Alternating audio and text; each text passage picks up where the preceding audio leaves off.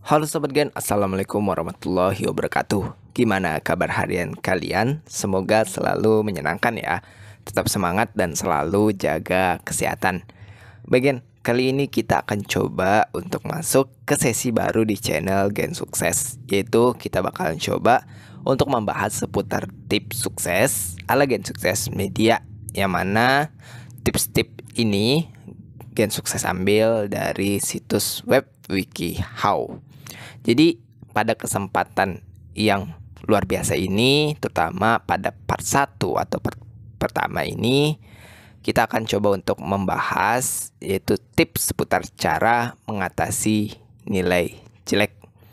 Jadi di sini bakalan coba kita bahas beberapa hal yang berhubungan dengan cara mengatasi nilai jelek. Kita lanjut. Baik, Gen. Semua orang tentu atau pasti pernah mendapatkan yang namanya nilai jelek. Bahkan Gen Sukses pun dulu waktu-waktu sekolah dan kuliah juga ada aja nilai yang jelek. Dan terkadang memang itu menyakitkan dan menyedihkan untuk beberapa orang. Di saat itu tentunya ada banyak pertanyaan yang muncul di kepala. Mulai dari apakah ini akan mempengaruhi nilai kita keseluruhan. Kemudian bagaimana kita akan mengatakan ini kepada orang tua. Dan bagaimana nilai akhir untuk mata pelajaran ini nantinya. Dan ya berbagai pertanyaan semisal dan yang lainnya. Biasanya pertanyaan ini muncul dan membuat kita khawatir. Nah Gen, agar bisa tetap fokus untuk maju serta tidak mengulangi kesalahan yang sama, maka kita tentu ingin bisa bereaksi dengan benar dalam waktu sesegera mungkin, yang artinya ibarat kata bisa cepat bangkit, bisa cepat move on, dan tidak terbayang-bayang dengan nilai jelek ini. Nah untuk itulah Gen Sukses bakal coba untuk membagikan beberapa panduan ringan yang bisa dilakukan untuk mengatasi nilai jelek ini. Oke, simak terus ya Gen. Nah, supaya lebih mudah dipahami, Gen Sukses akan bagi menjadi 4 bagian utama yang nanti di dalamnya baru kita bahas secara lebih rinci beberapa bagian lagi yang perlu kita lakukan untuk mengatasi nilai jelek ini. Bagian pertama itu adalah tetap tenang begitu mendapatkan nilai jelek. Ini bagian utama yang pertama. Kemudian bagian utama yang kedua adalah mencari bantuan untuk memperbaiki diri. Kemudian yaitu bagaimana kita sukses di ujian berikutnya. Ini bagian inti yang akan kita bahas banyak nanti.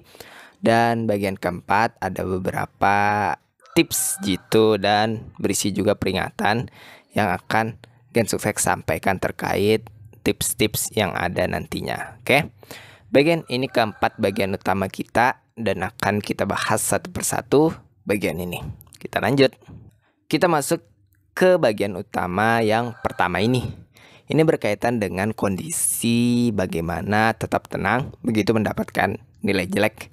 Nah, supaya kita tetap bisa tenang begitu mendapatkan nilai jelek, maka kita perlu melakukan beberapa hal sebagai berikut.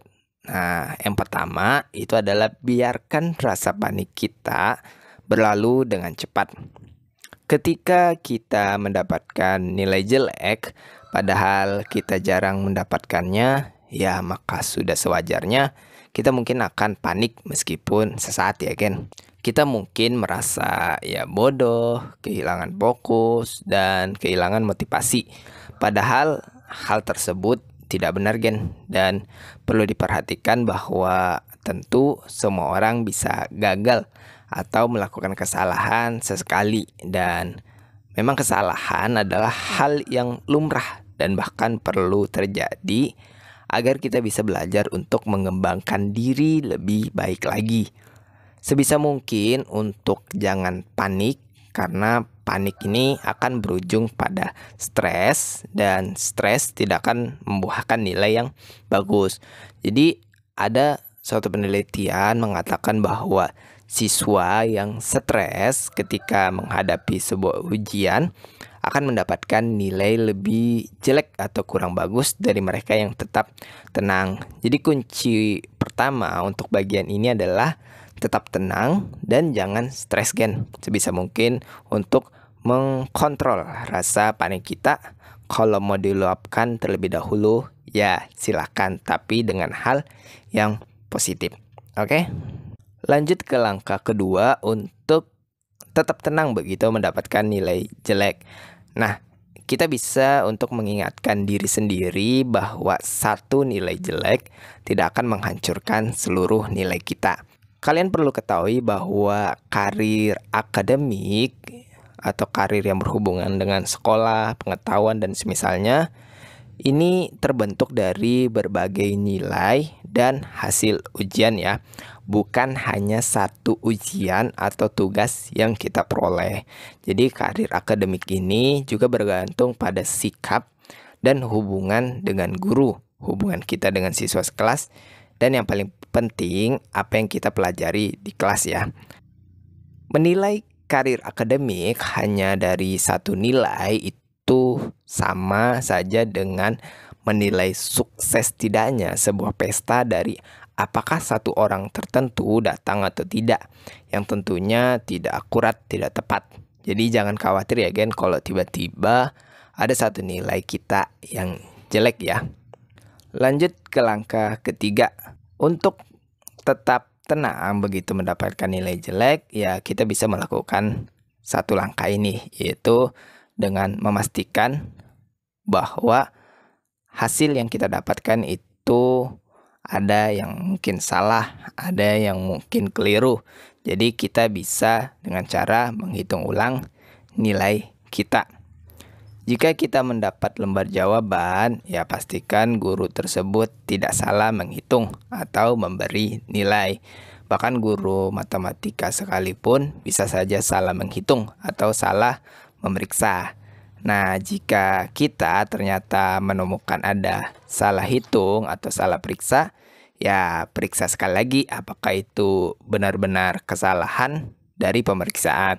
Jika ya, coba cari waktu untuk menemui guru dan coba laporkan dengan sopan dan baik.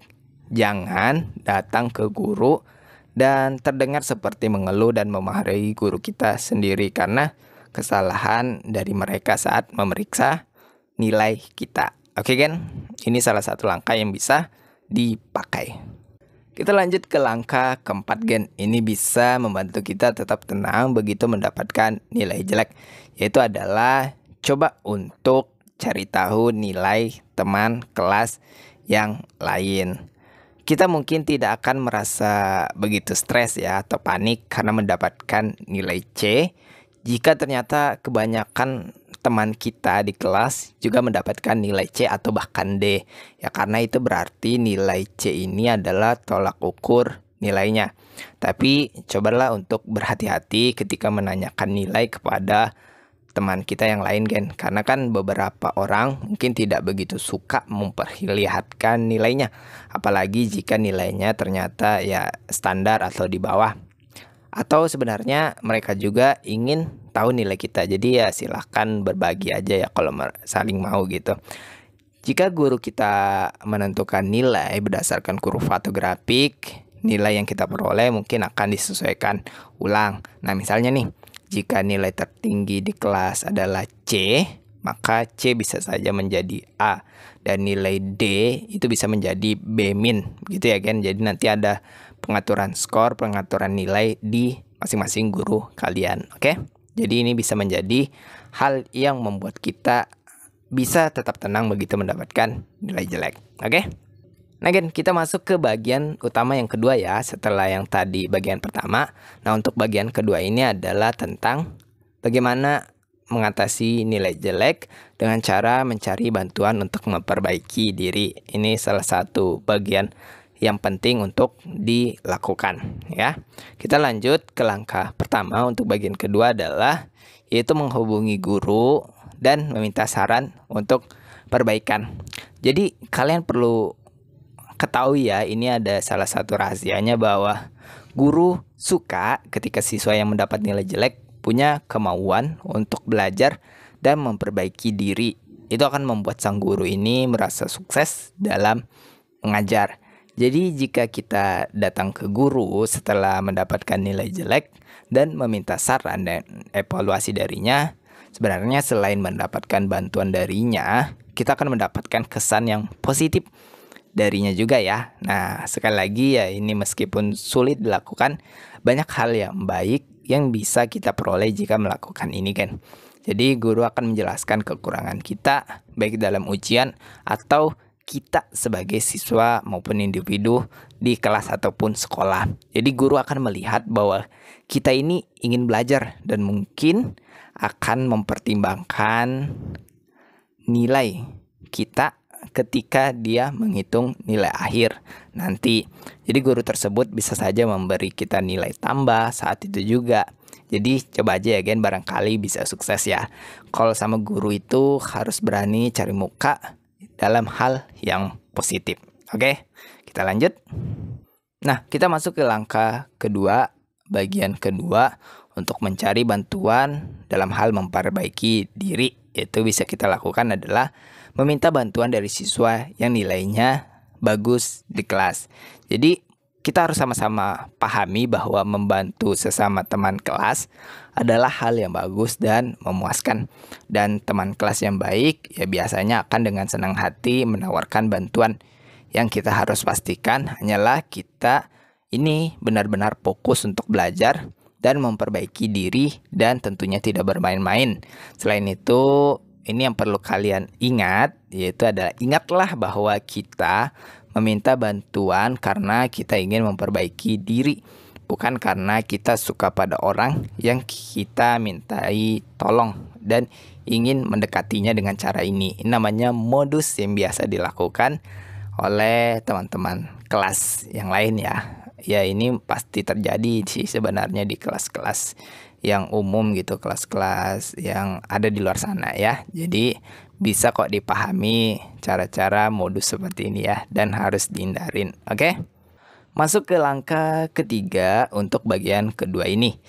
Untuk mencari bantuan dalam hal memperbaiki diri, yaitu bisa dengan coba melaporkan ke orang tua tentang nilai yang kita dapatkan. Jadi meskipun kita merasa tidak harus atau tidak perlu atau tidak mau memberitahukan nilai ke orang tua, ini bisa menjadi solusi yang bagus kan.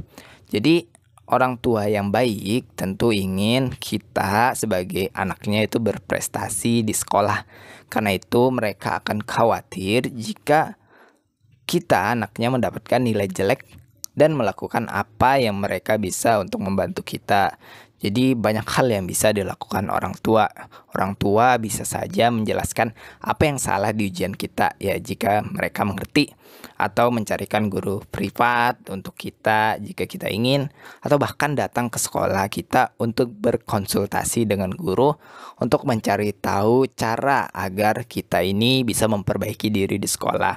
Tapi ini biasanya jarang dilakukan jika kita baru sekali mendapatkan nilai jelek ya. Jadi coba aja untuk memberitahu nilai kita ke orang tua kita sendiri ya gen.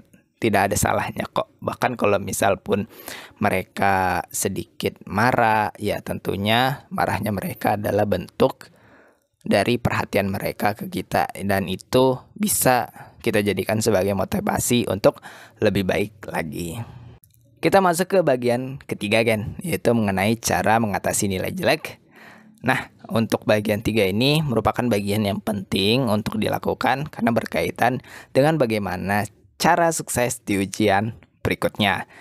Tentunya ada beberapa hal yang bisa kita lakukan. Nah, kalau di sini Gen Sukses kasih 7 pedoman agar kedepannya kalian bisa sukses di ujian berikutnya. Jadi perhatikan ya. Nah, pertama yang bisa kita lakukan adalah belajar dengan efektif dan bukan berarti lebih lama ya. Jadi banyak orang yang menganggap bahwa cara belajar yang paling bagus adalah belajar dalam waktu yang lama.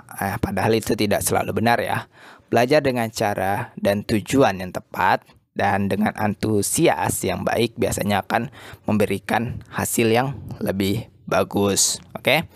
Kedua yaitu menulis catatan kita di buku. Jadi ini yang cara Gen Sukses sering lakukan juga, yaitu adalah mencatat hal-hal yang sudah Gen Sukses dengar, sudah Gen sukses baca, sudah Gen sukses lihat ke dalam buku sebagai bentuk catatan ya.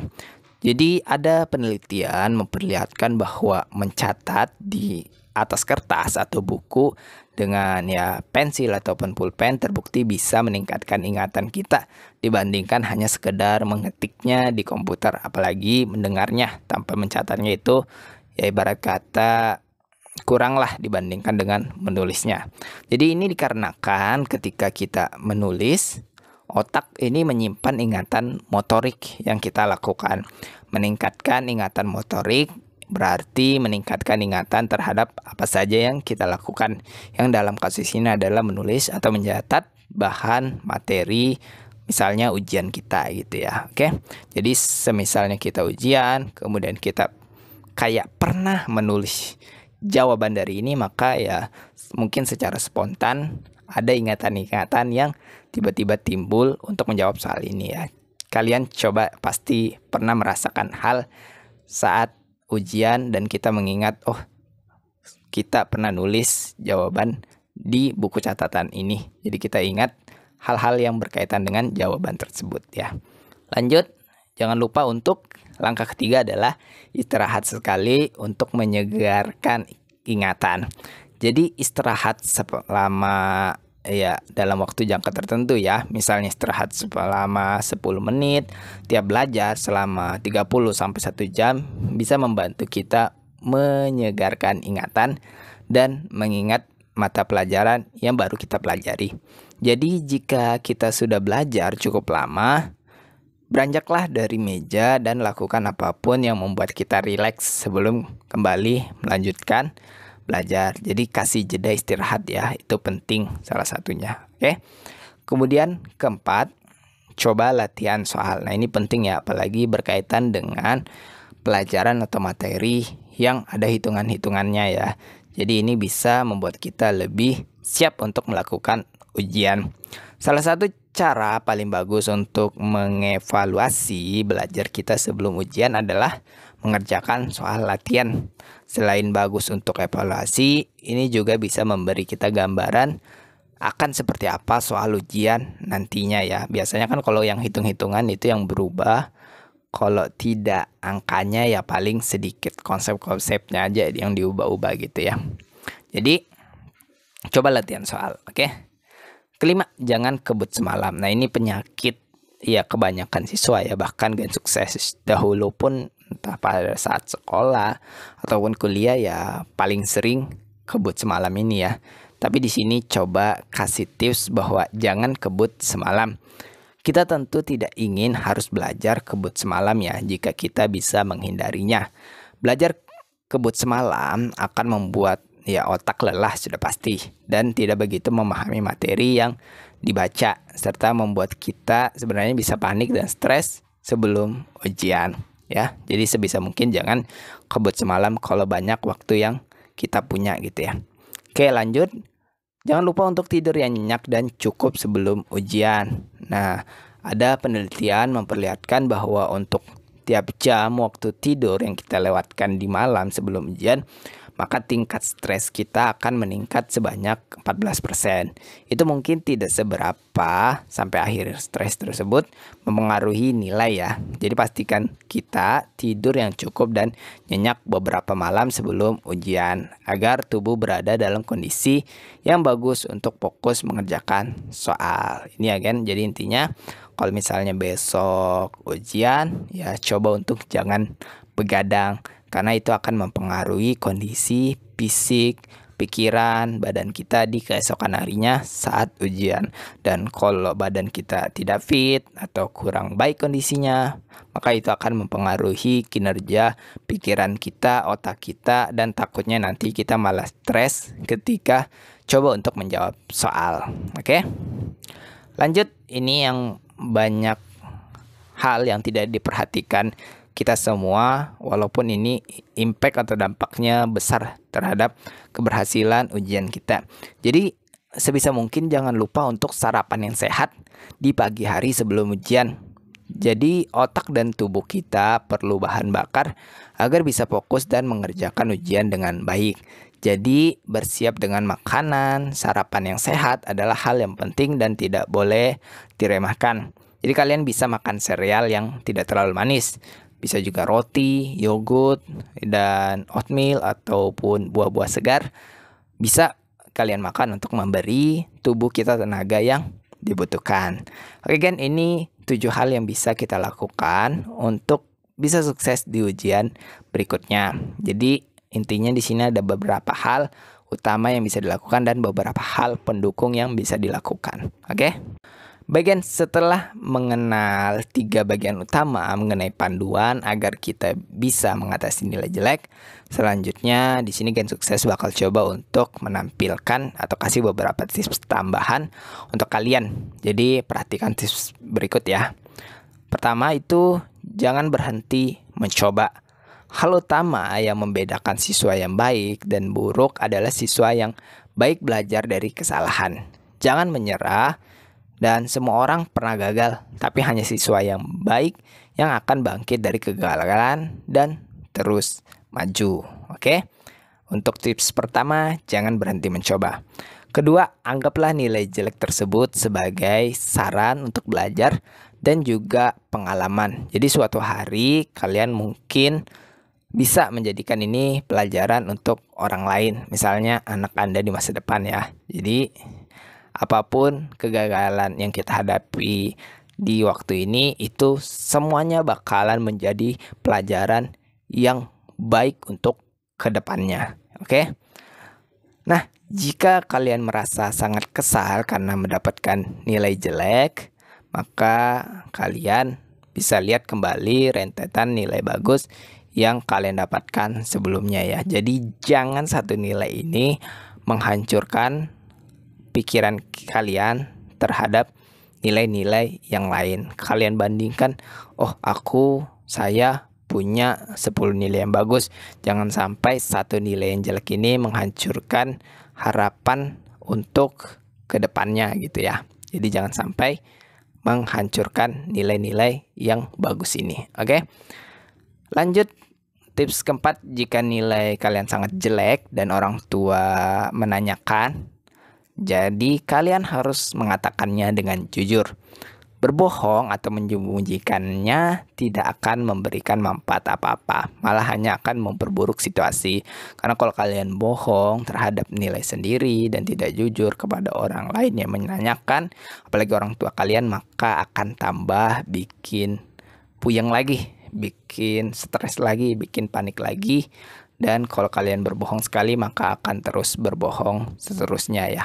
Jadi hindari sebisa mungkin untuk berbohong kepada orang tua, meskipun hal yang berhubungan dengan menyebutkan nilai saja. Oke, ini keempat tips yang Gen Sukses tampilkan. Nah, jadi ada peringatan, yaitu ada 2 poin yang ingin Gen Sukses sampaikan, bahwa jangan berlagak cuek ketika kalian melaporkan ini kepada orang tua. Kemudian jangan berlagak bahwa nilai tersebut adalah nilai yang pantas. Jadi kalau kalian dapat nilai jelek ya jangan menganggap bahwa ini kemampuanku, ini kemampuan saya, mungkin cukup segini gitu ya. Jadi kalian harus mengakui bahwa ya ini kekurangan dan harus coba untuk terus memperbaikinya. Kalau kalian puas dengan nilai jelek dan tidak memiliki keinginan memperbaikinya, maka ada yang salah dengan diri kalian, Gen. Oke? Bagian ini beberapa tips, panduan, atau langkah-langkah mengenai cara mengatasi nilai jelek.